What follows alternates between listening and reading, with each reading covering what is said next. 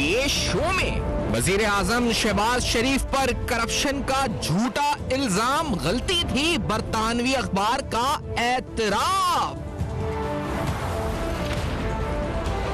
इमरान खान और शहजाद अकबर पाकिस्तान और पूरी कौम से माफी मांगे, हुक्मरान जमात का मुतालबा।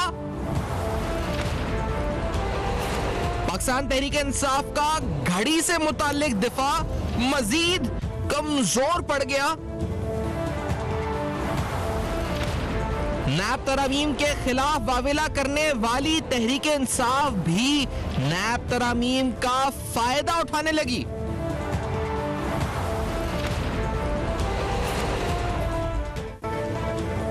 अस्सलाम वालेकुम। पर्दा हक़ाइक़ सनसनीखेज़ इंकशाफ़ात प्रोग्राम बेनकाब में हूँ आपके साथ सफ़ान खान। नाज़रीन, डेली मेल की स्टोरी आने के बाद करप्शन और बेबुनियाद इल्ज़ामात की बुनियाद पर जो बयानिया बनाया गया था, आज उस बयानिए के तमाम टायर पंचर हो गए। हवा निकल गई है उन तमाम इल्ज़ामात पर से। हमने देखा कि एक बयानिया बनाया गया कि करप्शन हुई है, मनी लॉन्ड्रिंग हुई है, यहाँ तक के नाम बदल दिए गए लोगों के। शहबाज शरीफ साहब का नाम टीटी शरीफ कर दिया गया या टीटी वज़ीर आला कर दिया गया। और ये तमाम इल्ज़ामात जिसमें कुछ झूठ कुछ सच और सब मिला मुलू के जो है, डेविड रोज नामी शख्स को भी DFID के तौर पर, यानी ये कहा गया कि British tax payer money Pakistan की पंजाब हुकूमत ने जिसको मिला 500 मिलियन पाउंड, उन्होंने चुराया। और कहा यह गया कि मुबैना तौर पर जो इल्जाम लगाया गया, जो कि झूठा साबित हुआ है, कि ना सिर्फ इसमें प्रिंसिपल बेनिफिशियरी वज़ीर आज़म शहबाज शरीफ थे, बल्कि वो मनी लॉन्ड्रिंग में मुलव्वस पाया गया या उनका खानदान मनी लॉन्ड्रिंग में मुलव्वस पाया गया। डेविड रोज की यह स्टोरी झूठ करार पाई, गलती का एतराफ किया अखबार ने और बाकायदा क्लैरिफिकेशन कल के दिन जारी करी। आपको प्रोग्राम आगाज करते हुए ये बताते हैं कि उस वक्त के वजीर आजम के मुशीर बराए अकाउंटेबिलिटी शहजाद अकबर साहब एक बार नहीं कई बार टीवी पर आए। जुलाई 2019 15 जुलाई को पहली उनकी जो प्रेस कॉन्फ्रेंस थी, 14 जुलाई को स्टोरी आती है। अगले दिन वो आते हैं, शहजाद अकबर साहब आके बताते हैं कि किस तरह स्टोरी के अंदर ठोस हकायक बयान किए गए, बल्कि कहते हैं कि जाएं कोर्ट में चैलेंज कर लें इसको। Let's hear this, Shahzad Akbar साहब ने क्या कहा था उस वक्त। Let's hear this. कल आपने एक बड़ा दावा भी किया शहबाज शरीफ साहब मेरे खिलाफ और मेल ऑन संडे के खिलाफ, डेली मेल के खिलाफ और उस सहाफ़ी के खिलाफ हत्के इज़्ज़त का दावा करेंगे। मैंने कल भी आपको चैलेंज किया था, मैं आज आपको फिर चैलेंज करता हूँ।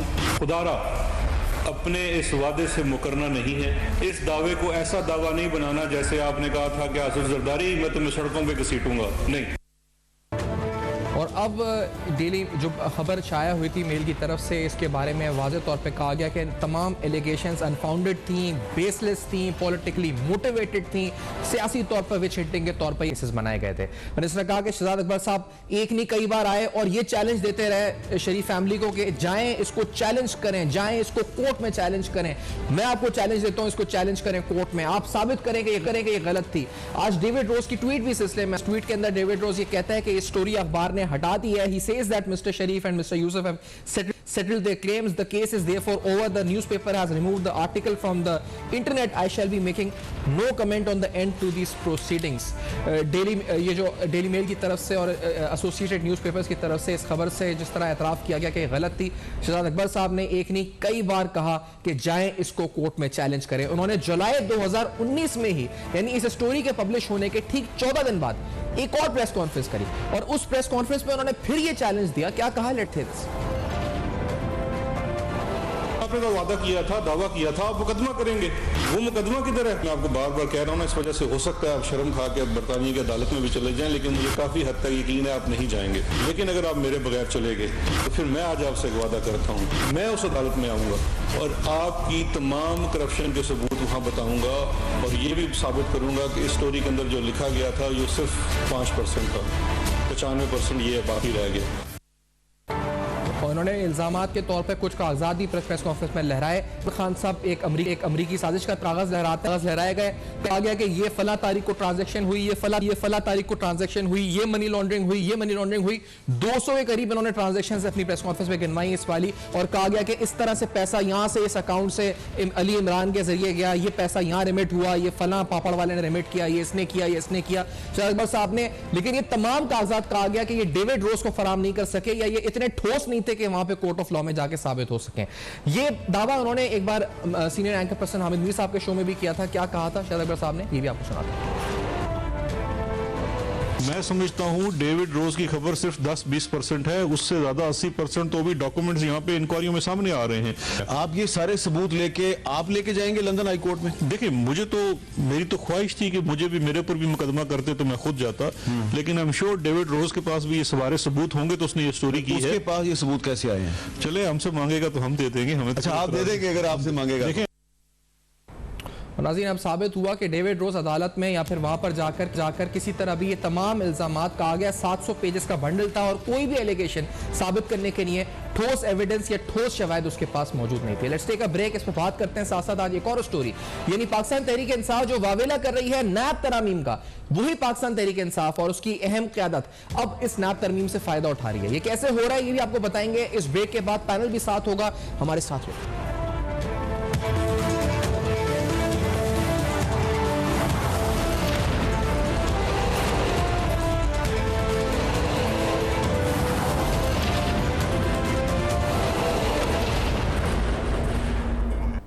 वेलकम बैक, आप देख रहे हैं बेनकाब। आज बेनकाब में हम बात कर रहे हैं डेविड रोज की स्टोरी। उस न्यूज़पेपर ने अपनी वेबसाइट से हटा ली है, एलिगेशन कोई साबित नहीं हो सकी है। साथ साथ ये भी बात जिस तरह हमने बताया कि 700 सफ़ात थे इसमें, इस पूरे केस में कोई भी एलिगेशन इसमें साबित नहीं हो सकी है। इल्ज़ामात जो लगाए गए बार बार शहजाद अकबर साहब की तरफ से, वो भी आपको सुनवाए कि एक नहीं मुतवातिर बार, कई बार ये कहा गया कि ये देखें ये सबूत है, ये देखें ये सबूत है, साबित करें, कोर्ट जाएं। लेकिन अब सबका सब इस वक्त हमें पंचर होता हुआ नजर आया। नज़ीर लगारी साहब सीनियर सहाफ़ी तेज़-ए-निगाह प्रोग्राम में साथ मौजूद हैं। बहुत खुशामदीद सर आपको प्रोग्राम में। हमारे साथ आसिम मुमताज़ साहब मौजूद हैं जो कि माहिर कानून हैं, नैब के प्रोसिक्यूटर भी रह चुके हैं। बहुत शुक्रिया आपने ज्वाइन किया। रफ़ीक रजवाना साहब नून लीग से हमारे साथ मौजूद होंगे, उनको भी जब आएंगे तो खुशामदीद कहते हैं। लेकिन नज़ीर लगारी साहब, ये बताइएगा, ये जो स्टोरी थी ये जिस तरह बनाई गई और जिस तरह सहाफ़ी पाकिस्तान आया, उसको सबूत दिए गए, सबूत फराम किए गए, उसने स्टोरी पब्लिश कर दी, फिर उस स्टोरी की बुनियाद पर एक बयानिया बनाया गया जो एक तरीका रहा है इनका, इमरान खान साहब का, और अब ये अखबार कह रहे हैं कि ये गलती थी, हम एतराफ़ करते हैं कि गलत हमसे बयानी हो गई, ये गलत खबर थी, हम खबर वापस ले रहे हैं। ये कितना बड़ा सेटबैक है उन लोगों के लिए और शहबाज शरीफ साहब के लिए कितना बड़ा ये कहा जाए पॉजिटिव पॉइंट है? एक तो ये है कि ज़ाहिर जितने संगीन इल्ज़ामात लगाए गए थे, उन इल्ज़ामात से शहबाज शरीफ की ये जान छूटी कि जी इतना बड़ा आलमी प्रोपेगेंडा हो गया जी एक आलमी अखबार ने। वैसे भी मैं मेल को जानता हूँ, हमने यूके में गए हैं तो मेल टैबलॉइड्स हैं और इस तरह के और भी अखबार हैं, लेकिन ये नहीं कह सकते कि हम वो जो है इनक्रेडिबल हैं या उनकी कोई क्रेडिबिलिटी नहीं है। उसके बावजूद इतना वक्त लगाया है उन्होंने, वो अपनी चीज़ें साबित कर सकते थे, लेकिन वो उनको मौका मिला कि वो अपनी चीज़ें साबित करें, लेकिन उन्होंने साबित नहीं किया है। और शहजाद अकबर साहब तो एहतसाब अकबर बने हुए थे ना, वो तो लगता था कि पूरा मुल्क उनके हाथ में आ गया है और वो जिस तरह चाहें स्याह सफ़ायद के मालिक बने हुए थे और वो रोज़ाना मीडिया पर आते थे। उनकी हम सोचते थे कि ये बस हमारी ज़िंदगी में मुस्तकिल यही टीवी पर रहेंगे, लेकिन ज़ाहिर है वक्त बदलता है, वक्त तब्दील होता है और चीज़ें तब्दील हो जाती हैं। एक तो ये है कि वो साबित नहीं हुआ। शहबाज शरीफ साहब के बारे में तो हम कह सकते हैं कि जिस तरह वो पूरे शद्दोमत के साथ अपने ऊपर लगाए गए इल्ज़ामात की तरदीद करते हैं, तो वो तो चीज़ें साबित नहीं आई और वो उन्होंने अपने आप को बेगुनाह साबित भी किया है। लेकिन वो जो हम सारे दोस्तों से सुनते थे वो फलां पारसा है भाई, बाकी चीज़ें छोड़ो, वो तो बिल्कुल दयानतदार है भाई। अब दयानत के चर्चे हैं, अब वो भी देख रहे हैं कोई शख्स अपने किसी दोस्त की दी हुई कोई चीज़ भी सलामत नहीं रख सकता है, तो उसका भी हिसाब देख लेना चाहिए। लेकिन ये तो साबित नहीं हुआ ना। और वो जो सहाफ़ी जिस तरह से उसको लाया गया था, पता नहीं उसको कहाँ ठहराया गया, किस तरह से किया गया, क्या पाकिस्तान के ख़जाने में से क्या चीज़ें निकाल कर उसको दे दी गई। जिस तरह से बाद में पता चला था, हमें उबरा शीट का भी पता चला था कि किस तरह से पेमेंट्स की गई हैं। फिर उस पर एक कमीशन बनाया गया शेख अजमत साहिब, हज़रत शेख अजमत साहिब साहब का, तो वो भी हमने देख लिया था।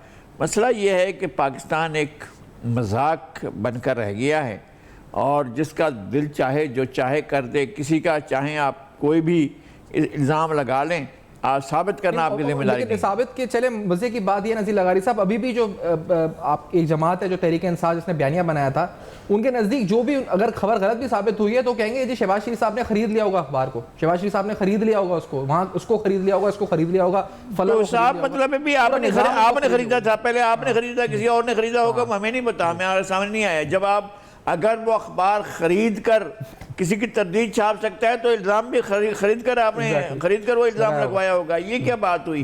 यानी जब आप लगवा रहे हैं तो ठीक है भाई, अखबार करने वाला देखो भाई बरतानिया का अखबार है, ऐसा थोड़ी है यूं छाप दिया भाई, वही बरतानिया अखबार है जिसमें आपने खबर लगवाई थी, वो जो है तरदीद कर रहा है और माफ़ी मांग रहा है।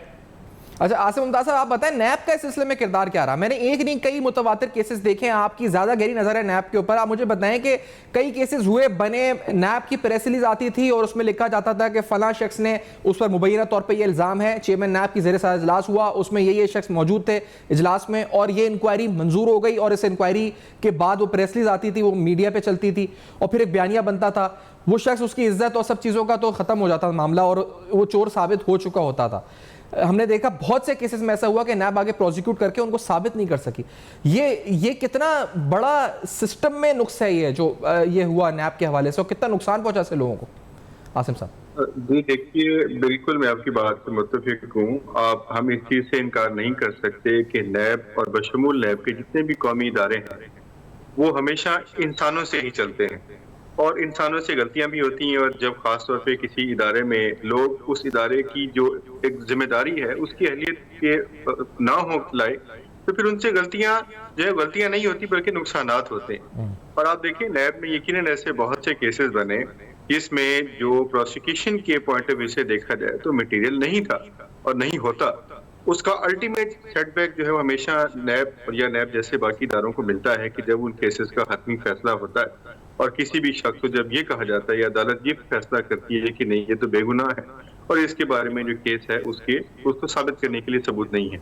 आपकी बात बिल्कुल बजाय है कि ये गलतियां माजी में भी नैब से हुई और होती चली आ रही हैं और इसका तदारुक यकीनन होना चाहिए ताकि कौमी इदारों पे अवाम का जो एतमाद है वो बहाल रहे और कौमी इदारे अपना असल फर्ज जो है वो सही तरीके से निभा सके और जिम्मेदारी को जो है वो बेहतर तरीके से परफॉर्म कर सके।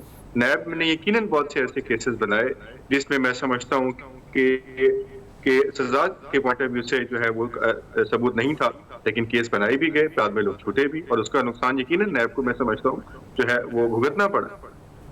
नहीं, और ये बताएं कि शहजाद अकबर साहब जो आके रोज प्रेस कॉन्फ्रेंस करते थे, इससे कितना नुकसान होता था केसेस को? अपनी जो यानी कोर्ट में प्रोसीडिंग अलग हो रही है, नैब अलग काम कर रहा है, उधर एक वजीर बैठा हुआ है जो सुबह शाम आके तमाम डिटेल्स केस की बता रहा है टीवी पे, और वो कन्विक्ट लोगों को करार दे रहा है मीडिया पे बैठ के कि जी ये चोर है, ये डाकू है, ये डॉक्यूमेंट है और ये इसके मुताबिक ये डाकू या ये चोर है। आसिम साहब जी बिल्कुल, मैं समझता हूँ ये तो खैर कहीं किसी तौर भी ना कानून में इसकी गुंजाइश थी ना शहजाद अकबर साहब को ये मौजू था कि एक केस जो एक किसी कॉम्पिटेंट कोर्ट ऑफ लॉ में बशमूल जो है कौमी एहतसाब जो अदालतें हैं उनमें कोई पेंडिंग था और उसकी सजा और जजा का फैसला एहतसाब अदालत ने करना था, ना कि किसी एहतसाब की मशीर ने करना था जिनकी अपनी हैसियत या उनकी काबिलियत या सलाहियत पे बहुत से सवालिया निशान हो। तो ये जो उनके इकदाम थे, मैं खुद इनसे बहैसियत वकील बहैसियत कानून के तालिब इल्म सही इख्तलाफ रखता हूँ कि जब कोई केस किसी कोर्ट ऑफ लॉ में पेंडिंग होता है तो फिर उस केस के फेट का फैसला जो है वो अदालत ने करना होता है तमाम सबूत और शवाहिद को देखने के बाद। किसी भी फर्द को भले वो किसी ओहदे पे फायज हो, किसी भी मनसब पे फायज हो, ये कतई इख्तियार नहीं पहुंचता है कि उस केस का जो है वो मीडिया ट्रायल शुरू करे और खुद से जजमेंटल हो जाए और ये कहे कि ये देखिए जितने सबूत हैं। और आप देखिए आप अभी जो करंट सूरत हाल है, कितने ऐसे केसेस थे कि जो खत्म हो चुके, अदालतों ने लोगों को बरी कर दिया, तो अब कहाँ गए वो बयानिया और कहाँ वो जो सियासी स्टेटमेंट्स थी कि जी हमने ये सबूत इकट्ठे कर लिया, हमने वो कर लिया।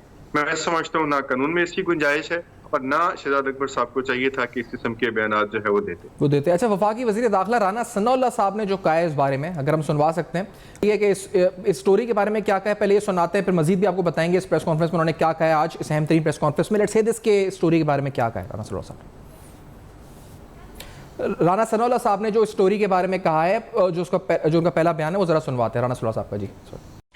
और ये इल्ज़ाम जो है वो लगाया गया और उस इल्ज़ाम को 5 मरतबा सबूत पेश करने में नाकामी के बाद डेली मेल जो है उन्होंने जो है वो तस्लीम किया कि ये हमसे गलती हुई। ये हमने जो है ये गलत इल्ज़ाम लगाया था। ये गलती उनसे करवाई किसने? ये 14 जुलाई 2019 को ये जो है वो ख़बर या आर्टिकल जो है वो छपा था। ये उससे पहले जो उसके नुमाइंदे थे डेविड रोज़, वो पाकिस्तान उनको बुलाया गया। वज़ीर आज़म इमरान खान नियाज़ी ने ख़ुद उनसे मुलाकात की, उनको जो भी कोई जाली डॉक्यूमेंट्स 2 नंबरी जो इन्होंने की हुई थी वो उनके हवाले की, और शहजाद अकबर उसने बाकायदा यहाँ जेल में लोगों को उनसे मिलवाया और पूरा एक ड्रामा किया, और उस डेली मेल के नुमाइंदे मिस्टर रोज़ को ऐसा चकमा दिया इन फ्रॉडियों ने कि वो इनकी बातों में आ गया। नाज़रीन, ये तो उन्होंने पूरा पस मंज़र बयान किया कि किस तरह से ये सहाफ़ी इसको मवाद फराम किया गया, ये स्टोरी बनाई गई, फैब्रिकेट की गई, मैनिपुलेट किया गया फैक्ट्स को, फिर एक ऐसी बेसलेस एलिगेशन जिसका ना कोई ग्राउंड था, ना अनफाउंडेड एलिगेशन थी, जो कि पॉलिटिकली मोटिवेटेड थी, उस बुनियाद पे स्टोरी पब्लिश कर दी गई। मुतालबा क्या किया आज वफाकी वज़ीर दाखिला ने, ये भी आपको सुना देते हैं, इसके बाद गुफ्तगू जारी रखते हैं। लेट्स हियर इसकी क्या कहा उन्होंने। मैं मुतालबा करता हूँ इमरान खान साहब से और वो जो 2 नंबर फ्रॉडिया पता नहीं कहाँ पे छुपा हुआ है बेशर्म इंसान शहजाद अकबर, जो इतनी घटिया गुफ्तगू करता था प्रेस कॉन्फ्रेंसेस कर करके, और ख़ुद जो है वो अल कादर ट्रस्ट केस में जिसमें 50 अरब रुपए का टीका लगाया कौमी ख़जाने को, 5 अरब की जो है वो प्रॉपर्टी नाम करवाई फराग गोगी के और अपना जो है वो बुशरा बीबी के, और 2 अरब खुद लेके उड़ गया और आप पता नहीं कहाँ पे बैठ के जो है वो को मज़े कर रहा है। वज़ीर लगारी साहब, शहजाद अकबर साहब अब किधर चले गए? ये तो अभी राना सनाउल्लाह साहब जो बता रहे हैं कि यहाँ से भाग गए हैं, और बहुत से मामला हैं, एक ये नहीं एक और मामला भी उनके ऊपर है। और दूसरी बात ये कि ये जिस तरह से स्टोरी फैब्रिकेट की गई, ऐसे तो बहुत से मामला होंगे, और आपको नहीं लगता कि सियासी तौर पे इलेक्शन से कबल ये मामला जब खुलेंगे तो नून लीग का सियासी फ़ायदा होने जा रहा है इन चीज़ों से? पहली बात यह है कि फ़ायदा किसको होता है किसको नहीं होता है ये तो खैर बाद में देखना है। पर सवाल ये है कि जब ऐसे इल्ज़ामात लगाए जाते हैं तो क्या जो इल्ज़ामात लगा रहे हैं उनको पता नहीं है कि ये चीज़ें खुल जाएंगी, ये हक़ाइक़ सामने आएंगे, लोग चुप होकर नहीं बैठेंगे। अब आप भी पूछ रहे हैं, मैं भी पूछ रहा हूँ, चौधरी अपना राना सनाउल्लाह भी पूछ रहे हैं, और किसी को मालूम नहीं है कि वो कहाँ हैं जो टीवी पर आकर बराजमान होते थे और सारा दिन टीवी पर बैठे रहते थे। कोई दिन मुकर्रर, कोई वक्त मुकर्रर था, जब देखते थे एक के बाद एक दूसरा सारे आकर टीवी पर बैठ जाते थे और एक ही भाषण चल रहा होता था। जिस तरह से अब्यूज़ ऑफ द मीडिया किया है उन लोगों ने कि वो ज़फ़र मिर्ज़ा बैठे हुए हैं, शहजाद अकबर बैठे हुए हैं, मोहतरमा फिरदौस आशिक अमान बैठी हुई हैं, शिबली फराज बैठे हुए हैं, फवाद चौधरी बैठे हुए हैं। वो दिन भर का कोई बड़ा मेनू होता था, वो सारा दिन चलता रहता था, लोगों के जहनों को मसमूम किया जाता था। तो बाकी चीज़ों को भी आगे बढ़ाना चाहिए, और बहुत सी चीज़ें थीं। ये जो हुकूमत चुप करके बैठी हुई ना, दम दबाकर आराम से टकून से बैठी हुई है, इस हुकूमत इसने क्या किया है भाई? जो चीज़ें क्लियर थी, इनके आने से पहले क्लियर थी ना, चीज़ें सामने आ गई थी ना। मालम जबर सामने आ गया था यार, मालम जबर सामने आ गया था, BRT सामने आ गया था, हेलीकॉप्टर केस सामने आ गया था, हेलीकॉप्टर को मिसयूज़ किया जाता रहा है। ये क्या बात हुई कि अब वज़ीर आला अगर आपकी जमात का हो जाएगा तो फिर आप मदद करेंगे, उड़ते फिरेंगे, और बाकायदा हल्फ उठाने से पहले वहाँ जाकर गए थे। और वो जो चेयरमैन थे साहब के, वो भी अजीब आदमी थे भाई। वो कहते थे अगर मैंने साहब इनके खोले हुकूमत के तो हुकूमत गिर जाएगी, यानी जिम्मेदारी उन्होंने ली हुई थी कि हुकूमत को बचाने की। मैंने कहा लेकिन ये खुद क्यों बैठे हुए हैं भाई, अभी तक चुप करके बैठे हुए हैं, इतने बड़े बड़े मेगा केसेस हैं इनके सामने, तो ये क्यों नहीं आगे बढ़ते हैं? इस केस में हुकूमत अब क्या कर सकती है? क्या ये कानूनी या सियासी तौर पे? और दूसरी बात, जो दीगर आप बता रहे हैं केसेस, तो वो तो पब्लिक अकाउंट्स कमेटी के इजलास के अंदर चेयरमैन नैब बता रहे हैं कि BRT केस तो नैब बंद कर चुकी थी।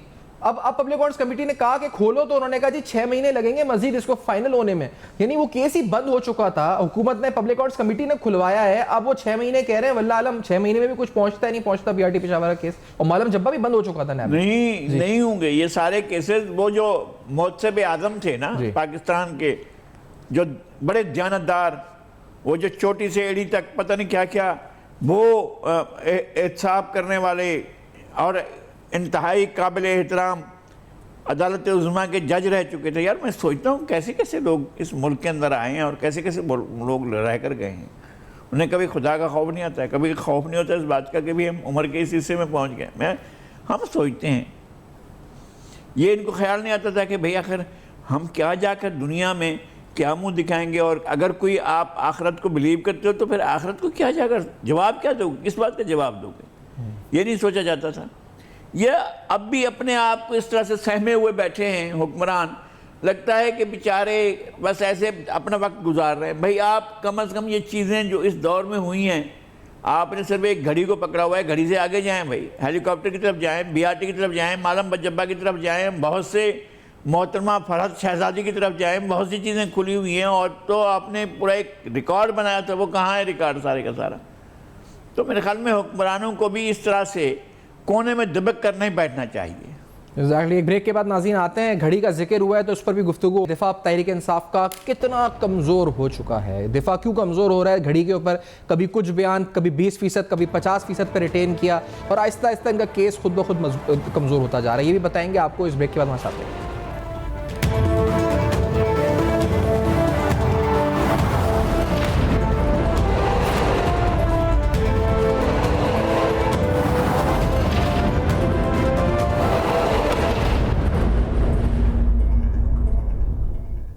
Welcome back. आप देख रहे हैं बेनकाब, और आज बेनकाब में तफसीलन हम सवाल उठा रहे हैं। डेली मेल की स्टोरी, डेविड रोज ने अपनी न्यूज़ स्टोरी जो अखबार है उसने डिलीट कर दी, साथ साथ जो एलिगेशंस लगाए थे बेसलेस, अनफाउंडेड, पॉलिटिकली मोटिवेटेड करार पाए, और साथ साथ ये पूरा बयानिया जो है वो धफड़दूस खत्म हो गया। इस पे आते हैं जी कि घड़ी के हवाले से इमरान खान साहब का मुसलसल जो बयानिया बदला है। पहले कहा गया जी कि हमने ये जो कानूनी तौर पर खरीदे थे 50% पे, फिर पता चला नहीं 20% पे खरीदे हैं। उसके बाद इस घड़ी को लेकर मुसलसल किस्से बनाते गए। जुल्फी बुखारी साहब की कल की ऑडियो लीक होने के बाद ये नया किस्सा ये छिड़ गया कि जुल्फी बुखारी साहब का भी इसमें मरकजी किरदार है, बल्कि था। और इसी तरह फराह गोगी के हवाले से उनकी फ्लाइट डिटेल्स भी सामने आ चुके हैं, कितनी बार वो दुबई गई, कितनी बार उनका दुबई जाना हुआ और किस पासपोर्ट में जाना हुआ।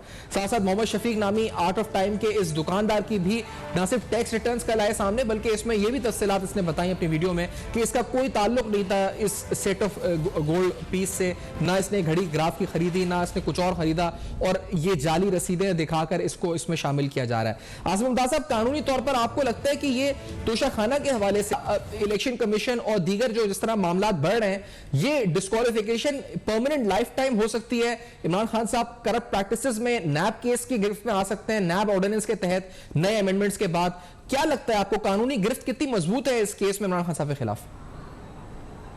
देखिए, दो पहलू हैं इस बात के। पहली बात तो डिस्क्वालिफिकेशन का जो लॉ है to hold any public office, वो बड़ा सिंपल है। आर्टिकल 62 और 63 अगर आप देखिए कि कोई शख्स जब सादिक और अमीन नहीं रहता या कुछ ऐसा काम करता है जो कि आइन में खास तौर पे आर्टिकल 62 में जिसकी ममानियत है, तो वो उसकी नौयत कोई भी है, अगर कानून ने उसको मना किया है तो उसका अल्टीमेट कॉन्सिक्वेंस है कि वो नाअहल हो सकता है। नाअहली के आगे दो स्टेजेस हैं।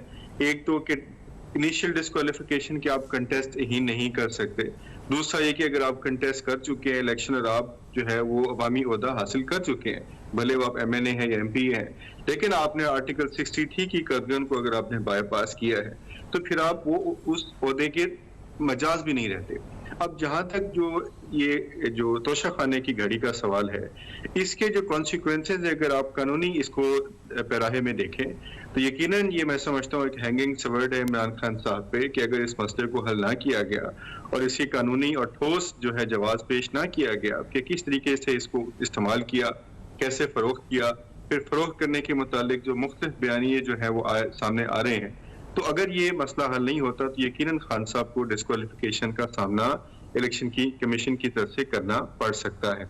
जहां तक नैब केसेस का सवाल है, तरामीम की रोशनी में मैं समझता हूं कि जब तक ये चीज साबित ना हो जाए कि इमरान खान साहब ने अपनी जाती मनफत के लिए खालिसतन अपने ओहदे को नाजायज इस्तेमाल किया, और ना सिर्फ अपने ओहदे को नाजायज इस्तेमाल किया बल्कि उससे खुद को इनरिच किया, खुद को या अपने किसी एसोसिएट को, डिपेंडेंट को, तो जिनका अपना कोई इंडिपेंडेंट सोर्स ऑफ इनकम नहीं था, फिर यकीनन 9A6 का उन पे ऑफेंस अट्रैक्ट करेगा और उनके अगेंस्ट नैब केस भी बन सकता है। नहीं, अगर इस पर्टिकुलर केस में तो आसिम मुमताज साहब ये स्टैब्लिश हुआ है कि इन्होंने बेचा है, और ये भी स्टैब्लिश इन्होंने खुद बताया कि इन्होंने बेच दिया है, फिर रकम इनके पास आई भी है, इनके रिटर्न से भी शो हुई है, तो मटेरियल बेनिफिट तो इनको हुआ है, इन्होंने बेचा है, फरोख्त किया है, तो ये और नैब उस पर केस बना भी चुका है जो आगे बढ़ रहा है, केस डीजी पिंडी के जेर सदारत। जी बिल्कुल हो सकता है, 9A6 का ऑफेंस कॉन्स्टिट्यूट हो सकता है, इख्तियार जो है उसको नाजायज इस्तेमाल करना, और ना सिर्फ इस्तेमाल करना बल्कि उस इस्तेमाल से जाती मनफत जो है किसी भी सूरत में हासिल करना, भले वो माली मफाद हो, भले वो इनडायरेक्ट कोई मॉनेटरी बेनिफिट हो या पेक्यूनियरी एडवांटेज हो। तो आपका जो सवाल था कि नाअहली की तरफ से मैं समझता हूँ कि खान साहब के लिए लम्हा फिक्रिया यकीनन हो सकता है कि जैसे मामलात जो है जिस तरह बढ़ते जा रहे हैं और मुतजाद जो है बयानात सामने आ रहे हैं तोशाखाना के हवाले से और उस घड़ी के डिस्पोजल के हवाले से, तो यकीनन जो है इसमें इलेक्शन कमीशन भी अपना इख्तियार इस्तेमाल कर सकता है और नैब भी अपना केस जो है वो खान साहब के खिलाफ बना सकता है। तो नज़ीर लगारी साहब, आपने सुना ये जो ऑडियो लीक आई बुशरा बीबी की जिसमें जुल्फी बुखारी उनको कह रहे हैं जी मुर्शिद काम हो जाएगा, तो आप एक्सपेक्ट कर रहे थे ये मुर्शिद कहेंगे इनको, क्योंकि फिर उसके बाद उन्होंने जो वजाती बयान दिया उसमें भी वो क्लियर नहीं, वो ना ये कह पा रहे हैं कि मेरी ऑडियो है या नहीं है, घबराए हुए हैं या तो लग रहा है उनको डर है, और सबूत भी हैं। मैं तो सुना है मुर्शिद की और ऑडियो भी आने वाली हैं, और लीक्स भी आने वाली हैं। मैंने कल से ये जो चला है तो फिर मैंने अफकार अलवी की वो नाज़्म जो है मुर्शिद छोड़ तरह पोल खुल गया, तो वो जो है वो भी मैंने बार बार सुनी है कि मुर्शिद को वो कितनी फरियादें करता है और बाद में पता चलता नहीं मुर्शिद कुछ भी नहीं, मुर्शिद ने ऐसी।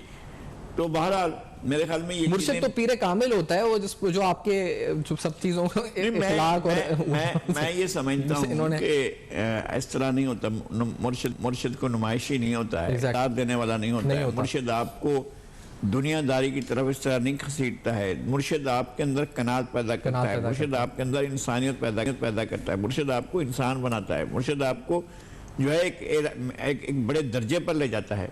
ये सारी चीजें घड़ियां बेचने के लिए घड़ियां बेचने के लिए मुर्शिद जो है ना वो ये काम नहीं करते हैं ना, मुर्शिद के ऊपर इतना ज्यादा ना करें। और लेकिन मसला ये है कि इन्होंने एक चोला पारसाई का बनाया जिसको बहुत ज्यादा इस्तेमाल किया गया। काबी साहब ही चाहते छोड़े, बंदा ईमानदार है तो बंदा ईमानदार है यार, यहाँ तो नजर नहीं आया। एक बात। दूसरी बात यह कि आपने घड़ी बेची, जिसको बेची उसने कहा मुझे नहीं बेची, चले भी आपने बेची, कहीं भी बेच दी तो वो अपने आप जाहिर करे असासों के अंदर, वो तो कहीं भी जाहिर नहीं हुए। आपने असासों में जाहिर नहीं किए तो कंसील ऑफ फैक्ट हुआ। कंसील ऑफ फैक्ट की सजा जो है वो अगर 10,000 रियाल छुपाने की सजा, तनख्वाह छुपाने की सजा जी अगर नाअहली है और ताहयात नाअहली है तो फिर ये भी करोड़ों रुपए और पता नहीं उसके अगर रियाल करोड़ों में है तो अरबों में है, पता नहीं, हम लोग नहीं समझते हैं इसको। 75 लाख धर्म। अच्छा, जो भी रकम बनी है तो आपने उसको जाहिर तो नहीं किया है अपने असासों में, उसको छुपाना कितने अफसोस की बात है, कितने अफसोस की बात है कि आप छुपाएंगे अपने बच्चे के, मेरे इतने बच्चे हैं और इतने बच्चे नहीं हैं, इसके इस पर तो मामला कोर्ट में चल रहा। सही बात। और हम बहुत एहतराम करते हैं उस बच्ची का जो इनकी साहबजादी हैं, लेकिन ये तो नहीं है ना कि आप बच्चों को डिसोन कर दें। और मॉरलिटी क्या है आपकी, यानी अब इसका अल्टीमेट ये है कि मॉरल क्या है आपका, आपके अखलाकियात क्या है, आपकी इथिक्स क्या है, अब क्या चीज, मतलब ये कि आप कौन सी आला मखलूक हैं भाई, कि जब आप चीज़ों का कंसील इफेक्ट करेंगे तब भी आप लोगों को मजबूर करेंगे मुझे यही कहो कि मैं ईमानदार हूँ, मैं दयानतदार हूँ और मैं अमानतदार हूँ और मुझे जो है आप अमानत दे सकते हैं, मुझे आप जो है तोहफा दे सकते हैं, मैं मार्केट में जाकर बेचूंगा, पैसे वसूल करूंगा, जेब में रख लूंगा, जाहिर नहीं करूंगा। हालांकि मुझे जाहिर करने असासे भी बता दें, छोड़ दें आपने, अगर वो सब कुछ किया आपने तोहफे भेज दिए तब भी कोई बात नहीं, हम छोड़ देते हैं। जाहिर तो करें ना अपने असासों के अंदर, अपने आपने जो असासे बनाए हैं आपके गोशवारों में तो उसका हिसाब होना चाहिए, तो नहीं कुछ भी नहीं। अच्छा, रफी रजवाना साहब भी साथ हैं हमारे, आपको खुशामदीद कहते हैं। रजवाना साहब ये फरमाएं कि ये जो डेली मेल वाली स्टोरी, इस पे पहले मौकिफ दें, हुकूमत क्या इस पर कोई मजीद कानूनी या सियासी तौर पे इसका बेनिफिट लेने के लिए क्या कर सकती है? झूठा साबित हुआ है वो इल्जाम, शहजाद अकबर साहब के तमाम इल्जाम झूठे साबित हुए हैं, ये कितनी बड़ी विक्ट्री आप लोगों के लिए है, इसको किस तरह कैपिटलाइज करने का आप लोग सोच रहे हैं? रजवाना साहब प्लीज फरमाइएगा। Thank you very much. मुझे जो समझा आपके सवाल का, देखिए इन चीजों का एक अखलाकी पहलू है, मॉरल वैल्यूज है, कुछ रिवायात है, और लीडरशिप के लिए एक रोल मॉडल होना, अगर नहीं है तो कम से कम मॉडल तो हो ना, लीडर कोई भी हो, इर्रिस्पेक्टिव ऑफ दैट कि हम किसको डिस्कस की बात है। देखें आपका बात है और सके आम आ गई है, हर चीज आ गई है, इसको तो कोई इनकार नहीं करता क्या चीज बेची, तो किसने नहीं खरीदी, किसने दरमियान में सौदा कराया, उसको बिला वजह ऐसे सुधार कर रहे हैं, बातें वो भी वाजे हो गई। तो मैं समझता हूँ prime minister and who is the leader of A party, तो इसमें अगर हम बात करें तो कहते हैं कि ये हमारी मुखालिफ पार्टी के लोग हैं। अच्छा रजवाना साहब, आपकी आवाज माजूद खाऊं कि हमें कट कट के आ रही है, थोड़ी कॉम्प्रीहेंड करने में हमें मुश्किल हो रही है। अगर हम इसको रिकनेक्ट कर सकें स्काइप को, ताकि आपकी आवाज हमें बेहतर तरीके से आ सके, नाज़रीन तक पहुंच सके, आपका मौकिफ दोबारा से कनेक्शन एस्टैब्लिश कर लेते हैं ताकि यह कि आपकी आवाज हम तक पहुंच सके। आसिफ मुमताज साहब आप फरमाइए, क्योंकि जो आप कह रहे थे कि नैप का केस बन सकता है, जो डिस्क्वालिफिकेशन है उसकी तलवार भी लटक रही है, एथिकली मॉरली कितना इस वक्त बड़ा ये इस वक्त गिरावट का, और किस तरह ये सिंबॉलिकली कितना हिट करने लगा है एक लीडर की पर्सनालिटी को। कि एक घड़ी थी, जिस तरह अभी इस वक्त सवाल उठाए थे नज़ीर लगारी साहब के, फरोख्त हुई तो मनी ट्रेल नहीं है, थी तो आपने जाहिर नहीं की, आपका जिक्र नहीं किया, आपने रखी, आपने बेच दी, लेकर आपने तोशाखाने में जमा कराई नहीं कराई, उसका कोई सबूत नहीं है। कितना एथिकली मॉरली भी हिट है ये इस वक्त फॉर अ लीडर आपकी नजर में? जी देखिए, मैं समझता हूँ कि बहैसियत पाकिस्तानी अगर मैं खुद भी देखूं जी, तो खान साहब का सबसे मजबूत जो बयानिया और उनके पास वो एक सपोर्ट थी, वो यही थी कि उनके बारे में एक लोगों का बिलीव था कि वो एक इंतहाई ईमानदार, नेक नीयत और एक खालिस इरादे के साथ जो है वो वजीर आजम के ओहदे पर आए हैं, और यकीनन अवाम की और मुल्क की खिदमत करेंगे। और अब उसके बरक्स से जो चीजें जो हैं वो वक्तन फवक्तन सामने आ रही हैं, ना सिर्फ उनके बारे में बल्कि उनके बाकी पार्टी अहदेदारान के बारे में, और ख़ास तौर पे फिर उस पर उनका जो मौक़िफ़ आ रहा है, और उस मौक़िफ़ में वक्तन फ़वक्तन जो तब्दीली आ रही है और जो तज़ाद आ रहा है, मैं बिल्कुल इस बात को मैं यकीन रखता हूँ कि ये बड़ा मनफी तरीके से उनकी इमेज को, उनकी पॉलिटिकल जो एक प्रेस्टीज है और उनकी डिग्निटी है, उसको कॉम्प्रोमाइज़ कर रहा है, और इसका अल्टीमेट सेटबैक जो है वो यकीनन खान साहब को मिलेगा। और इसको मैं बिल्कुल समझता हूँ कि इन्हें चाहिए कि जो भी इनका मौक़िफ़ है कानून में, और हर शख्स को कानून हक देता है कि अपने मौक़िफ़ में, अपनी सफाई में कोई अपना जो है वो मौक़िफ़ पेश करे, उस पर कंसिस्टेंट रहना चाहिए, भले जो भी उनके पास है। इस किस्म के बयानिए से, इस किस्म की चीज़ों से, इनकी डिस्कवरी से, इनकी पॉलिटिकल जो एक पोजीशन है, प्रेस्टीज है, वो बहुत ज़्यादा कॉम्प्रोमाइज़ हो। सही, ठीक है। अच्छा रजवाना साहब, आपकी तरफ आना चाहूंगा, दोबारा आप अपना मौकिफ दे रहे थे, उस वक्त आपका आवाज थोड़ी डिस्टर्ब हुई थी, आप दोबारा क्या कहना चाह रहे थे? मैं आपसे डेली मेल की स्टोरी पे पहले पूछना चाह रहा था कि आपका क्या मौकिफ है, आप किस तरह कैपिटलाइज कर सकते हैं इस विक्ट्री को अपनी सियासी तौर पर? रजवाना साहब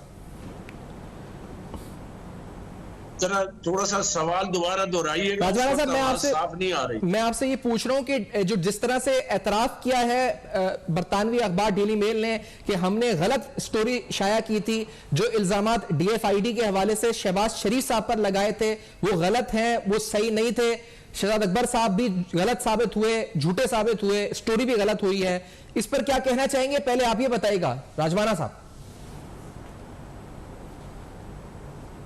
देखिए जी, आपने सुना होगा कि जनाब इमरान खान साहब कहते थे कि जी बरतानिया में देखें कानून का बोल बाला है जी, इंसाफ का बोल बाला है, ठीक है जी, और उस अखबार को उन्होंने नाम किया, झूठ बोला, वो खुल के सामने आ गया है, ठीक है।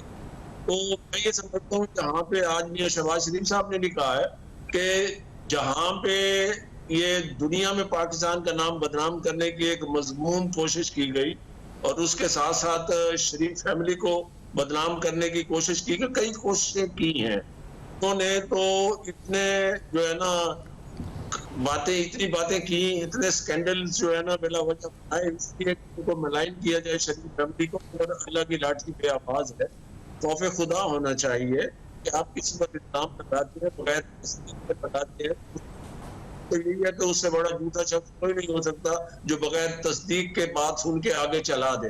इन्होंने तो इल्जाम लगाया, और फिर कानून की नजर में आप देखें कि उन्होंने ये माफी मांग ली है, अदरवाइज पता नहीं कितने मिलियंस का जो है ना वो दावा डिग्री भी हो जाना था। तो अब पाकिस्तान में जिन लोगों ने इस बात को शेयर किया और वहाँ की तो उस अखबार डेली मेल को बताया गया, तो सुन रहे हैं कि डेली मेल के आज उस एडिटर या उसके जो रिपोर्टर थे उसकी मीटिंग हुई, इमरान खान साहब थे, तो इमरान और शहजाद अकबर ने क्या माफी मांगनी है, वो तो एक टूल था, तो इनको माफी मांगनी चाहिए कौम से भी। और अच्छा मैं अच्छा ये एक और आपके सामने नाज़रीन एक स्टोरी आज रख सकें, ये भी बड़ी डेवलपिंग स्टोरी है। साहब अगर इजाज़त दें आप तो मैं एक और इंपॉर्टेंट डेवलपमेंट लोगों के साथ शेयर करता चलूं, क्योंकि नैब तरमीम को लेकर पाकिस्तान साफ ने एक बयानिया बनाया। जिस तरह बयानिया बनता है वो बयानिया ये है कि वो एक एनआरओ है और उस एनआरओ के तहत important corruption cases, important corruption inquiries, references जो हुक्मरान पीडीएम है इनके खिलाफ बंद हो गए।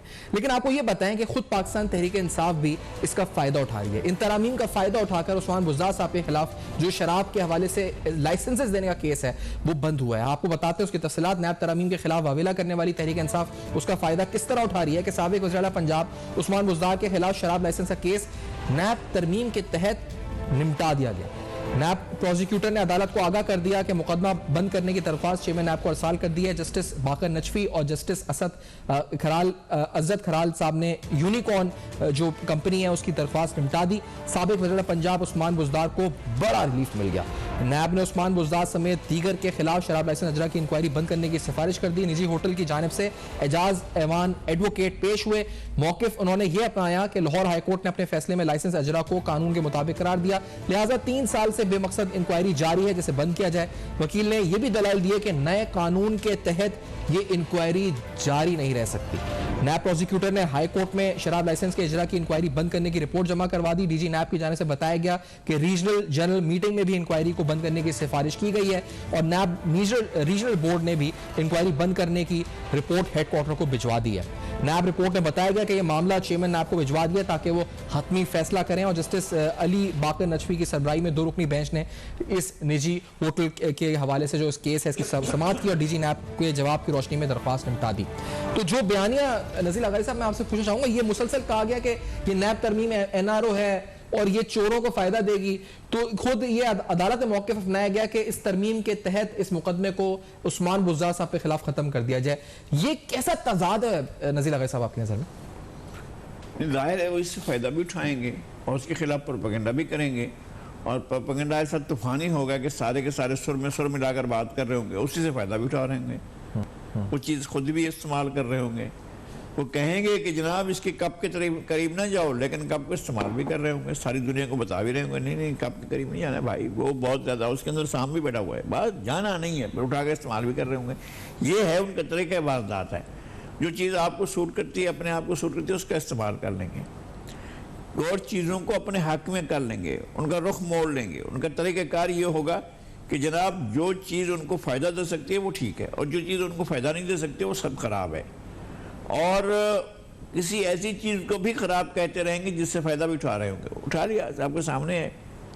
हमारे मोहतरम जनाब वसीम अकरम प्लस जो हैं वो इससे फ़ायदा उठा लिया है उन्होंने, और भी बहुत से होंगे जिनके जो फायदा आपने वो पढ़े जो तरमीम हेलीकॉप्टर के हवाले से पेश हुई खैबर पख्तूनख्वा असेंबली में, जिसमें कहा गया 2008 से लेकर 2022 तक जिसने भी हेलीकॉप्टर इस्तेमाल किया सबको इस्तिस्ना है, कोई उनसे पूछ नहीं सकता कि पैसे दो। बाकायदा ये तो पुरानी बात है, इस पर हमने भी वो एक अपना रद्द दिया था। इससे बड़ा क्या हो सकता है कि वहाँ पर रूल्स बना दिए गए कि हेलीकॉप्टर तो वो ऐसा है रक्शे में जिस तरह से बैठे हम जहाँ चले जाए कोई पूछने वाला भी नहीं होगा आपसे। ये तो हेलीकॉप्टर तो ना हुआ, ये तो चीफ मिनिस्टर के लिए प्रिविलेज ना हुआ कि जो वो इस्तेमाल करें। वो तो कोई भी बच्चे को स्कूल जाना यार हेलीकॉप्टर ले जाना, बेगम साहबा को दिखाना है डॉक्टर को यार हेलीकॉप्टर में चले जाना, ओ भाई मुलाजमा बेचारी नहीं आई है जरा उसको घर से लेना यार हेलीकॉप्टर लेना वहाँ पर से वो कर लेना।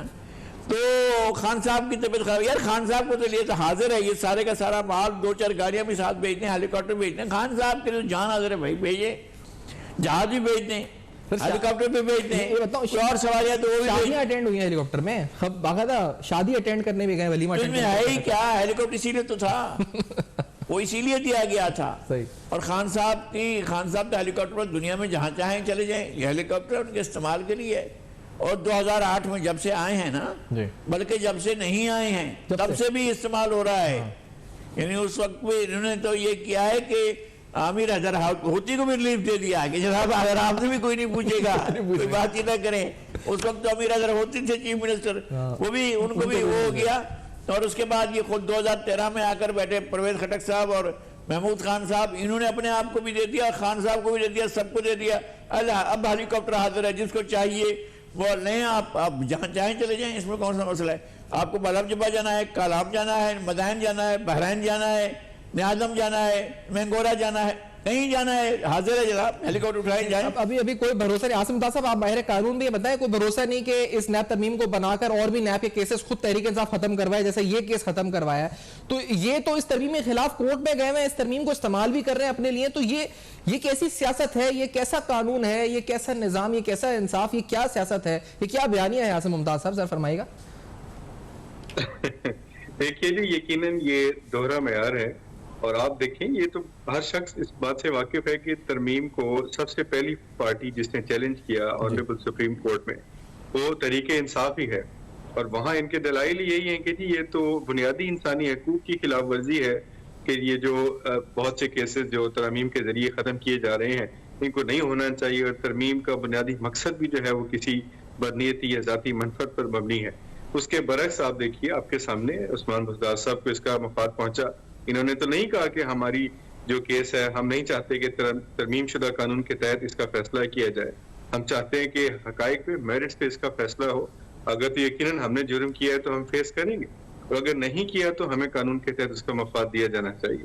तो यही तो बेसिकली मैं समझता हूँ इकदाम हैं पाकिस्तान तहरीक इंसाफ की तरफ से जो इसके असल बयानिए को बहुत बुरी तरह डैमेज कर रहे हैं। असल इनका स्लोगन भी यही था कि हम जो है कानून की बालादस्ती पे यकीन रखते हैं और हम समझते हैं कि बहुत जो है हर शख्स को कानून के कटहरे में आना चाहिए, तमाम लोग कानून की नज़र में बराबर होने चाहिए, एकसानियत का असूल होना चाहिए। जबकि इसके बरक्स ये मफाद भी एक तरफ उठा रहे हैं कानून से, दूसरी तरफ उसी कानून को जो है वो सुप्रीम कोर्ट ऑफ पाकिस्तान में चैलेंज भी कर रखा है और जो पिटीशन ज़ेर समाअत है। तो मैं समझता हूँ कि ये बजाते खुद यही पहलू जो है वो तरीके इंसाफ को बुरी तरह मुतासर करेगा।